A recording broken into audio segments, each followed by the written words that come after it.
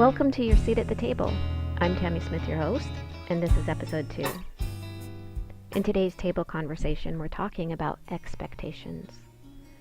When you begin the process of taking your seat at the table, you'll go through a series of phases. First, there's the initial excitement, and then there's the work, creating your brand, your positioning statement, and whether informally or formally, everyone taking a seat at the table spends a considerable amount of time thinking about how they're being perceived and if they're communicating effectively. So think about why you feel compelled to come to the table.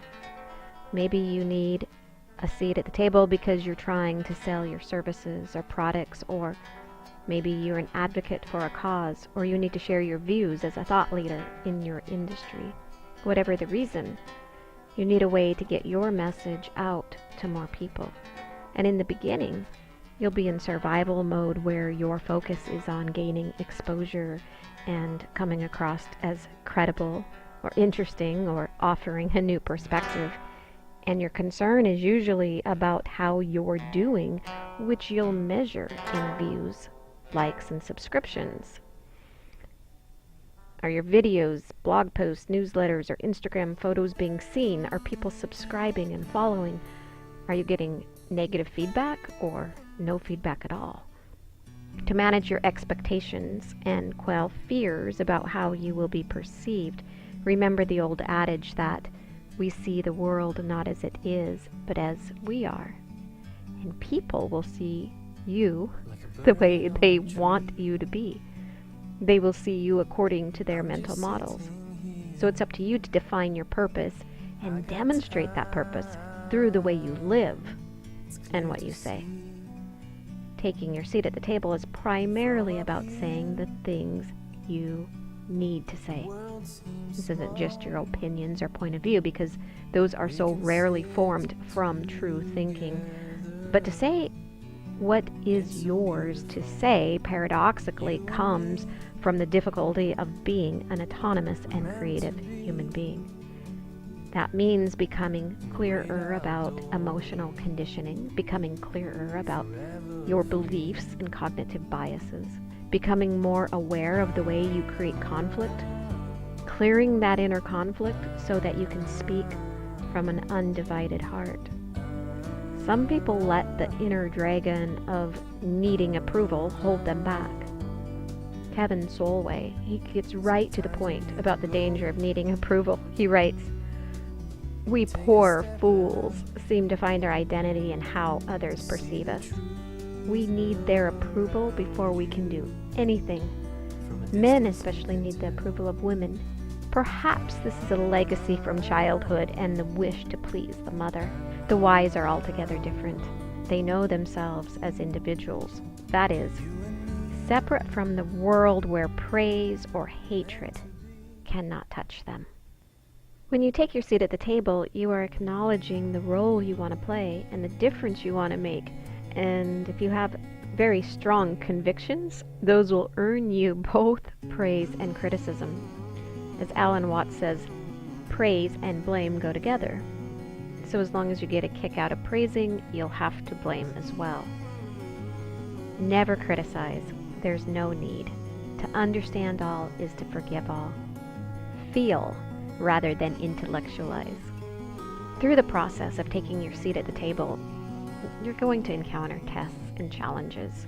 So look at these as opportunities to deepen self-awareness. Notice inner conflict in the way you project it.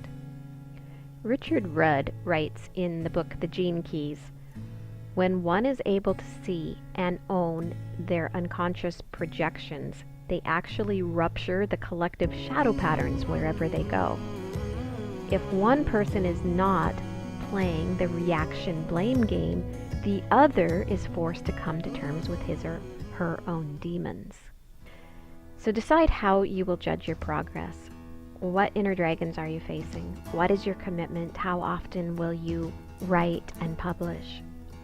It's far more important to keep commitments to yourself and to create systems for keeping those commitments.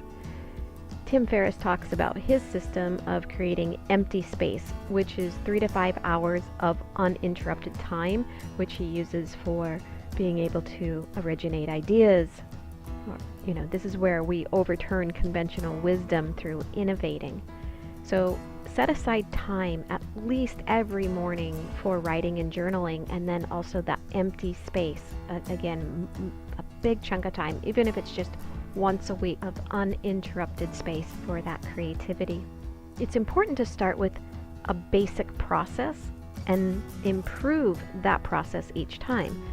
It's all about setting the right expectations and knowing that it takes time and practice and commitment.